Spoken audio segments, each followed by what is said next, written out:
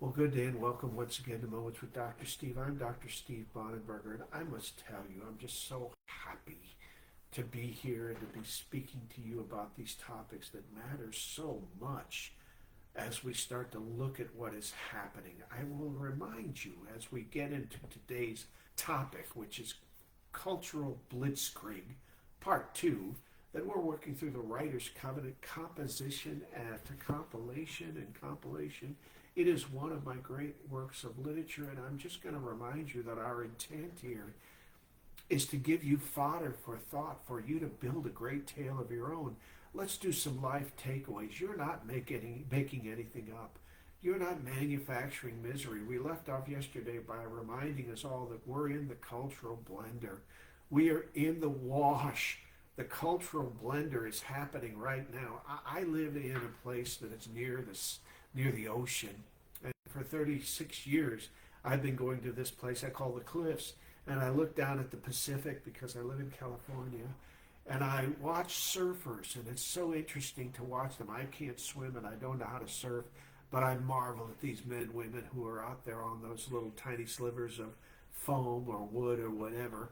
But when they have reached either the apex of their ride or they fall off, they drop into this deep thing they call the wash, and they're topsy-turvy, tumbling, trying, gasping for air to come up and see the surface again. That's where all of us are living right now. Don't be mistaken. You are not manufacturing misery. Resources. You are not making anything up. You're not manufacturing misery.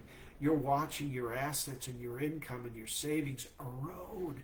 Real life 101. You're not making anything up. You're not manufacturing misery. You are living in a life right now where you're experiencing the back end of what has been a well-planned and what is and has been and is and shall be, continuing until someone stops it, a well-planned, institutionally architected, well-funded series of cultural deteriorations. Now cue the healer.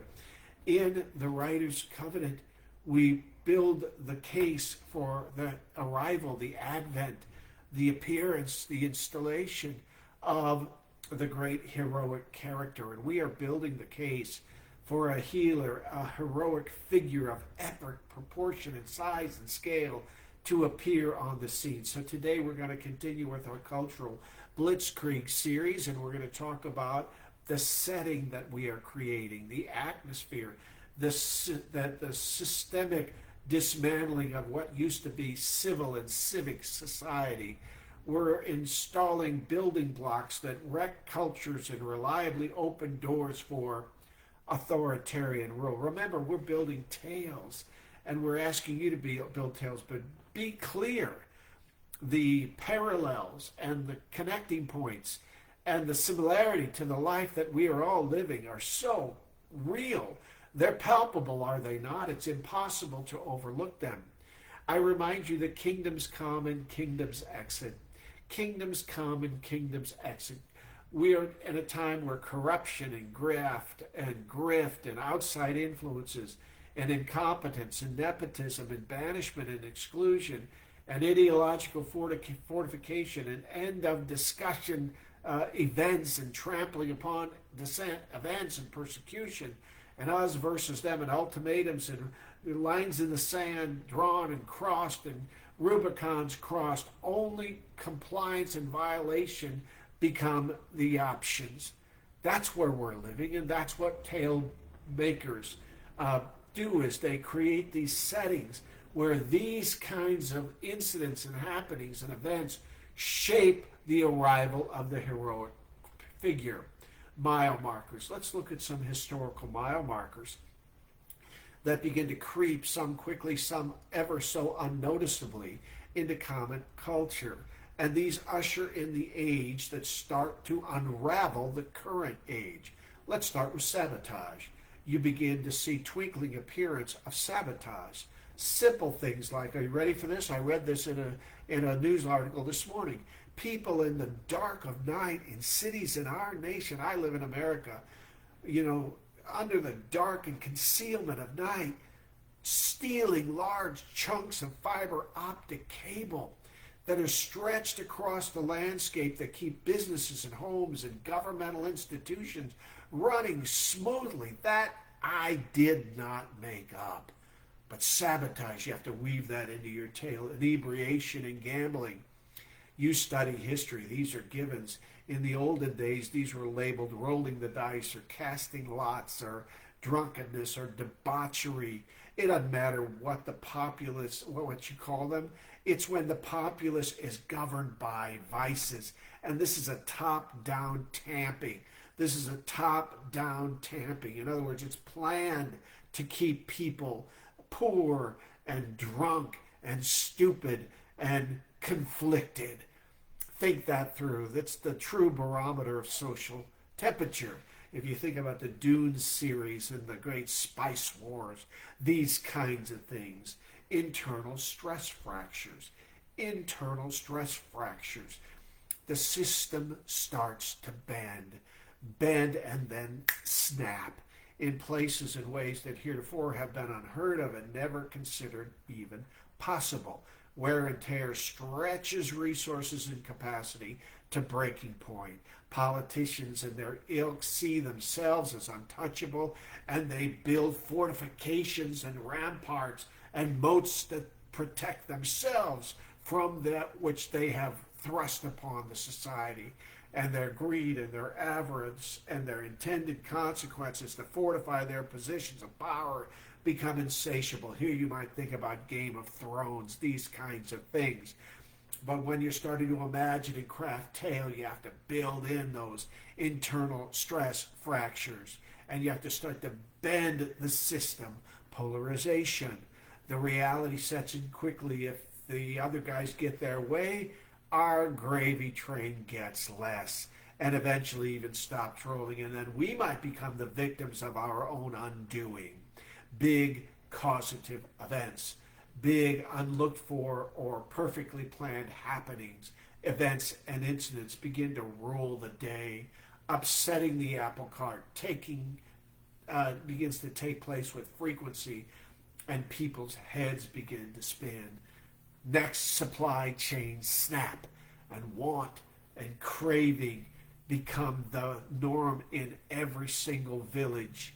Here's where the rubber starts to hit the road, for the ruling class begin to squeeze their opposition forces into smaller and smaller spaces and cause such distress and upheaval that violent overthrow become the unspoken and then whispered and then spoken and then shouted from the rampart mandates. Ragtag militias morph into and mature into garrisons. Full-scale militarization begins to happen. Full-scale militarization starts to happen.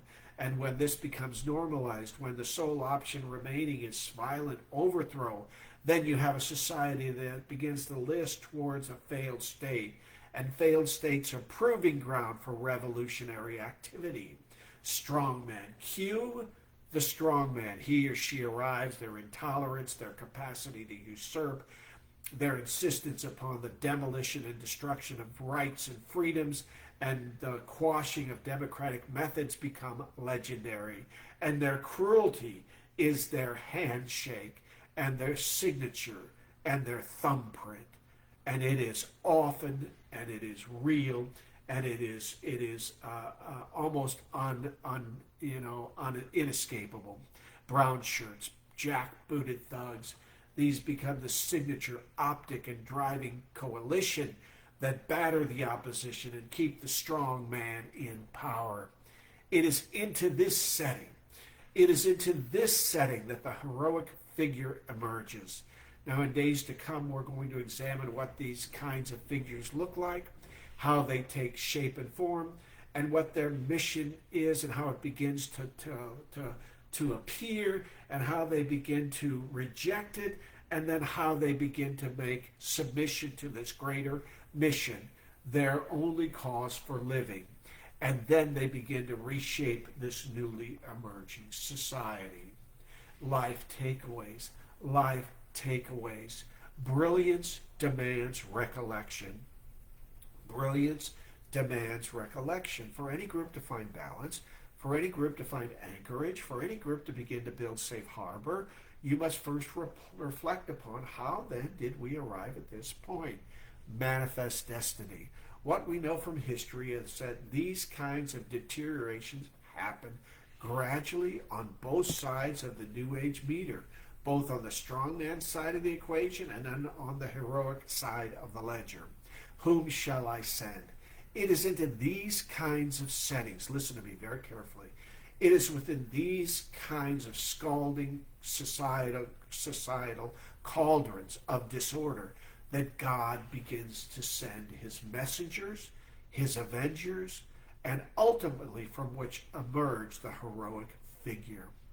Our question for this day is, what kind of tale do we wish to craft? Do we craft fable? Do we craft myth? Do we craft prophetic words from which spring forth the only option left, which are the appearance of the heroic figure?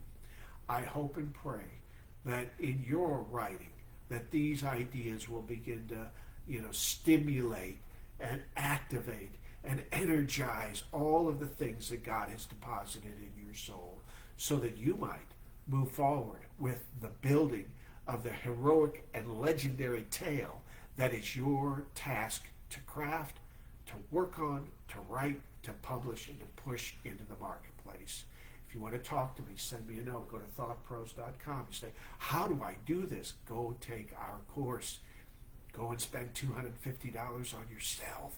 Start to dive deep into the ocean of your own creative capacity. If you want to talk to me, drop me a message. If you don't, just allow the material to impact and affect and lead you in the direction that it's designed to do. Till next time, go to thoughtpros.com, thoughtpros.com, and check out our wares. They are worth your time. I'm Dr. Steve Bonenberger. This is Moments with Dr. Steve. Travel far, my friend. Travel far.